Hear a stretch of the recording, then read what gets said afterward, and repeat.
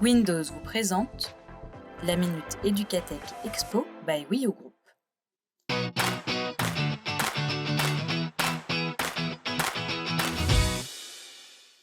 Bonjour à toutes et à tous et bienvenue dans cette nouvelle Minute Educatech. Je me trouve aujourd'hui avec Chloé Auster de Dumalin. Bonjour Chloé. Bonjour. Bienvenue sur ce plateau. Peut-être pour les gens qui ne connaissent pas forcément ce que c'est qu'est Dumalin, vous pourriez nous le présenter rapidement ?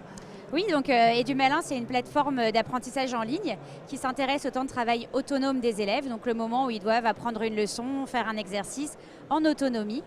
Et donc pour les aider, on va leur fournir des contenus qui peuvent être des exercices simples, complexes, des annales, des leçons, etc., qu'on va systématiquement mettre face à un guidage. Donc l'élève sur son écran a le contenu et le guidage qui est un pas à pas méthodologique qui va lui permettre en fait de focaliser son attention sur des micro-étapes pour arriver à la fin de la grande étape.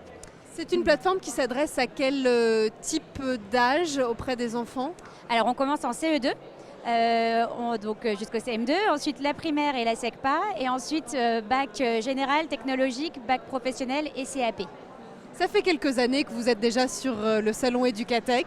Vous êtes donc au cœur de cet écosystème qui est en pleine transformation. Quel est votre point de vue ? On sait qu'il y a beaucoup de startups qui malheureusement ne sont plus sur le salon pour des raisons notamment financières, non pas parce qu'elles ne peuvent pas prendre de temps, mais surtout parce qu'elles ont du mal à survivre. Aujourd'hui, le secteur est compliqué. Malgré tout, beaucoup d'autres startups sont là. Vous faites partie de ces piliers sur Educatech. Quel est votre point de vue sur le secteur ? Alors déjà on est ravis d'être là, on est ravis de pouvoir être là plusieurs années d'affilée. Le point de vue, c'est que c'est un secteur encore assez neuf qui est en mouvement, donc qui n'est pas encore aussi mature peut-être que d'autres marchés plus vieux. Pourquoi selon vous ? C'est des difficultés d'accès à ces technologies numériques, c'est la difficulté de toucher les enseignants et les établissements scolaires ? Comment ça s'explique ? Alors c'est dû à beaucoup de choses, mais effectivement les enseignants, les établissements scolaires, ça représente énormément de personnes, donc pouvoir les toucher un par un, c'est compliqué.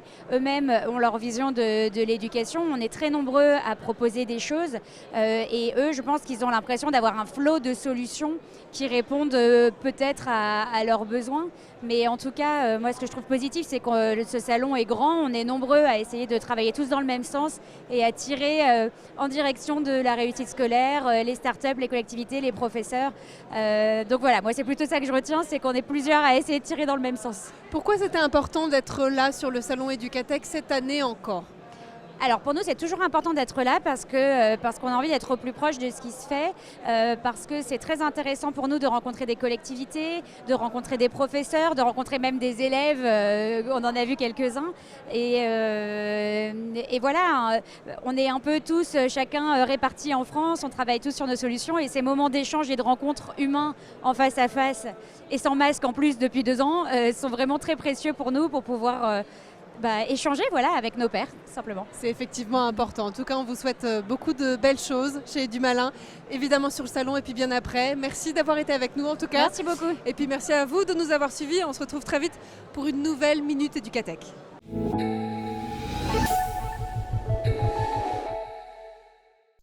Windows vous a présenté la Minute Educatech Expo by Wii U Group.